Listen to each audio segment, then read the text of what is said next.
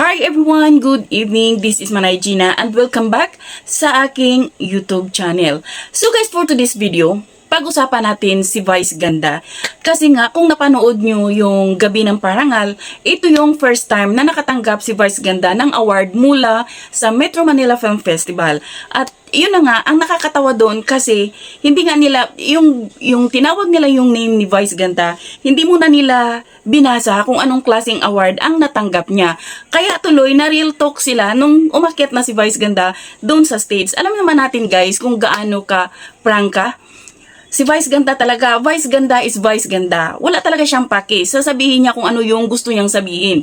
Kaya, nung nasa stage na siya, natawa ako nung sinabi niyang for what? Yung award na, para saan to? Para ano to? Anong klaseng award to? Di ba guys? Kaya parang nakita natin dun si Lorna Tolentino, parang na ano siya, parang kumbaga parang nainis ba? O hindi naman siguro kasi nakangiti naman siya, pero parang makita mo kasi sa mukha niya. Kaya sabi nga niya, oh ito na, babasahin na.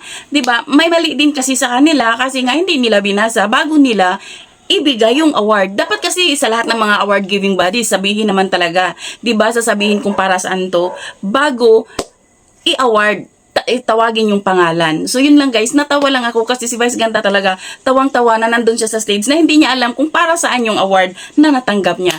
So ayan siguro lesson learned, pero ang daming nagrereklamo ha, ang daming mga tagadong comments na parang cooking show daw. Ewan ko lang. Wala din naman na tayong experience about sa mga pang-judge na ganyan. So, kabase lang tayo dun sa binabasa natin na mga komento. So, yun lang guys. Thank you for watching. Until then, bye. God bless everyone!